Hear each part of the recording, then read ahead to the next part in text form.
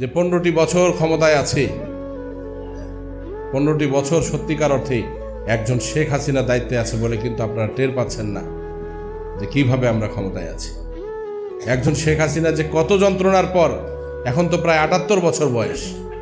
আপনারা আমার যারা আছি তারা সেদিন কেউ দেখেই নেই যে 81 সালে যখন উনি আসছিলেন এই বাংলাদেশের পথে প্রান্তরে, সেদিন তো বক্তৃতায় বলেছেন উনি যে মাইলকে মাইল পথ হেঁটেছি, ভ্যানে চড়েছি, রিক্সাতে চড়েছি, টেম্পুতে চড়েছি। পাথরঘাটার একটা অনুষ্ঠানে গিয়ে সেখানে ওই স্টিমার যোগে যাওয়ার পর উনি টেম্পুতে চড়ে আসছেন, তার মেয়েকে উনি এমপি বানিয়েছেন, ওখানকার সভাপতির মেয়ে।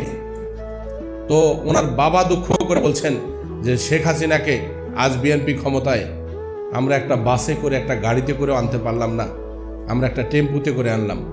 যে মানুষ আপনাদের জন্য পায়ে হাঁটতে পারে, আপনাদের জন্য সমস্ত পরিবারকে হারিয়ে এই সারা বাংলাদেশের দায়িত্ব তুলে নিতে পারে, আজকেই আপনার আপন ভাই, আপনার বাপ মারা যাক, আপনি তো শোক কাটাইতে আপনার 30 বছর চলে যাবে, আপনি শোকে ভুলতে পারবেন না। এমন মানব থেকে মহামানবে পরিণত হয়েছে একজন শেখ হাসিনা, সকল কিছু ভুলে এখনো তো হাসতে হাসতে ওনার চোখের পানি কখন আসে যখন দেখেন যে অসুস্থ মানুষ, দরিদ্র মানুষ, নিপীড়িত মানুষ, বন্যা কবলিত মানুষ, তাদের উপর অত্যাচার হয়েছে, আগুন দিয়ে সন্ত্রাস করেছে, তারা এখন মানে কি ভূতের মতো চেহারা নিয়ে বসবাস করছে। তখন কিন্তু একজন শেখ হাসিনার চোখ দিয়ে আপনারা পানি দেখতে পান। আর আসে কখন? অগস্ট মাস আসলে যখন পরিবারের কথা বলে, এই অগস্টে যখন আমরা ইতিহাসের কথা বলি, বঙ্গবন্ধু হত্যাকাণ্ডের কথাবার্তা বলি, তখন কিন্তু অনেকেই মনে করেন যে এই বছরের পর বছর এই ইতিহাস শুনেছি, কতই শুনি, এই ইতিহাস তো ভুলে গেলে চলবে না। বাঙালি আমরা অল্পতেই ভুলে যাই, অল্প কিছুতে ভুলে যাই। বিদ্যুৎ দিছি, ভুলে গেছেন, রাস্তা পাইছেন, ভুলে গেছেন, ব্রিজ পাইছেন, ভুলে গেছেন। এত কিছু বাংলাদেশে হচ্ছে, তারপরেও দেখেন কোনো কিছু বাংলাদেশে যদি হয়, কোনো একটা ঘটনা, তো সবার আগে দোষটা কাকে দেওয়া হয়? কি আওয়ামী লীগ, কি বিএনপি, কি জামাত?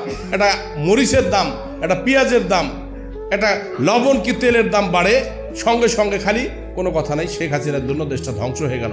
একবারও তো বললেন না যে আপনার আমার ঘামের টাকা দিয়ে পদ্মা সেতু নির্মাণ হয়েছে, আপনার আমার ঘামের টাকা দিয়ে আজ প্রাথমিক বিদ্যালয়গুলো যে বাচ্চাগুলো লেখাপড়া করে, তোমার জীবনে কোনো দিন তোরা দেখছেন এত সুন্দর বিল্ডিংও তোমার ছেলেরা পড়ে?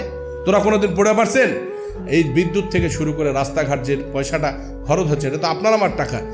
আজকে থেকে কয়েকদিন আগে যখন দেখলাম 40 টাকা মনেও কেউ বেগুন কিনতেছে না, লাউ রাস্তায় ফেলে দিয়ে গেছে, কপি কেউ কেনছে না, আলু রাস্তায় ফেলে দিয়ে ডলছে। এই তো কয়েকদিন আগেরকার ঘটনা, আমি বগুড়ায় শুনলাম, দেখেন নাই আপনারা?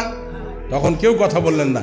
আজকে থেকে 1 বছর আগের ঘটনা, এই সবজির বাজার 70 টাকা না 80 টাকার পটল কিনবেন একছি, এই গালাগালির শেষ নেই। তো এই যে বিষয়গুলো, এতগুলো অসঙ্গতি নিয়ে একজন শেখ হাসিনা পুরো পরিবারকে, আপনি ঈদ করেন, ঈদের সময় বউ বাচ্চা আত্মীয় স্বজন বেটি নাতি পুতি সবাইকে নিয়ে ঈদ করেন না? কিন্তু কখনো কি আওয়ামী লীগের একজন কর্মী হিসাবে আপনি কখনো খেয়াল করে দেখেছেন যে একজন শেখ হাসিনার পুরো পরিবারের মধ্যে বেঁচে আছে কিন্তু হাতে গোনা কয়েকজন? তার ছোট বোন, তার সন্তানেরা, তার 2 সন্তান, আমাদের সজীব ওয়াজেদ জয়, সামা ওয়াজেদ পুতুল, তাদের পরিবার পরিজন, এই মানুষগুলা কি এত সহজে একখানে হতে পারে? কেন পারে না? কেন করে না? ইচ্ছে করলেই তো পারে না? একটা প্লেন নিয়ে যখন বিদেশে যায় শেখ হাসিনা, এর আগে শুনলাম কোথায় যাকে প্লেন রাখছে, সেখানে বলে কত কোটি টাকা ভাড়া আসছে, এটা নিয়েও কথা শুনে। কিন্তু শেখ হাসিনার যে অবদান, বাংলাদেশ আওয়ামী লীগের যে অবদান, বঙ্গবন্ধু সপরিবারের রক্তের যে দাম, এই হাজার হাজার লক্ষ লক্ষ কোটি টাকা দিয়েও কি আমরা বাঙালি জাতি বঙ্গবন্ধু পরিবারের ঋণ শোধ করতে পারবো? কোনোদিন আমরা সেই ঋণ শোধ করতে পারবো না।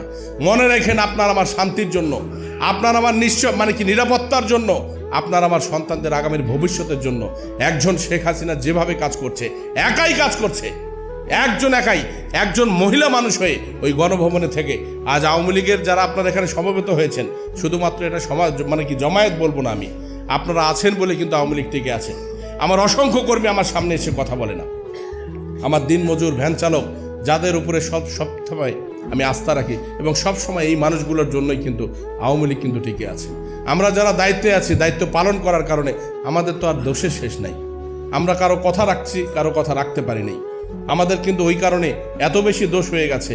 15টি বছর ক্ষমতায় আপনারা বুঝতে পারতেছেন না, যেদিন শেখ হাসিনা বাংলাদেশে থাকবে না, সেদিন আওয়ামী লীগের একটা ওয়ার্ড থেকে শুরু করে ঘরে ঘরে আপনারা বুঝতে পারবেন এর যন্ত্রণা কতটুকু, এর বেদনা কতটুকু। আমরা কোনো অবস্থাতেই একজন শেখ হাসিনাকে হারাতে চাই না। বাংলাদেশ আওয়ামী লীগের যত নির্দেশনা আছে, আমি এই উপজেলা আওয়ামী লীগের সভাপতি হিসেবে আমি আপনাদেরকে বলছি, দলীয় যত সিদ্ধান্ত আমরা মানে কি শিরোধার্য। আমরা কোনো এমপি সাহেব, কোনো ভাই বা অমুকের আমরা কর্মী হতে চাই না। আমরা সরাসরি বাংলাদেশ আওয়ামী লীগ, বঙ্গবন্ধু তথা শেখ হাসিনার একজন কর্মী হিসেবে আমাদের পরিচয় এবং অবস্থান গড়ে তুলতে চাই। এটা আমার আপনাদের কাছে জোর দাবি। ইতিমধ্যেই আমাদের সাধারণ সম্পাদক যে কথাটা বলেছেন, আপনারা অনেকে বুঝতে পারছেন কি না পারছেন। বিভিন্ন ইউনিয়নে আমাদের কর্মীরা বিভিন্ন সময় নির্যাতনের শিকার হয়। তাদের খোঁজ খবর দায়িত্ব নেবার মতো কিন্তু মানুষ থাকে না। আমার মনে হয় উপজেলা আওয়ামী লীগের বিশেষ করে সেন্ট্রালে নবাবগঞ্জে যারা বসবাস করেন এবং আমার সঙ্গে যারা বেশি সম্পর্ক আছে, তাদের দিয়ে চারজন মানুষকে নিয়ে একটা কমিটি গঠন করে এই সমস্ত নির্যাতন, অসুবিধা, যারা নেতাকর্মীরা অসুবিধায় পড়বে তাদেরকে থানায় সহযোগিতা থেকে শুরু করে চিকিৎসা সেবা এবং অন্যান্য যে বিষয়গুলো আছে সেটা করবার জন্য উনি একটা কমিটির কথা বলেছেন।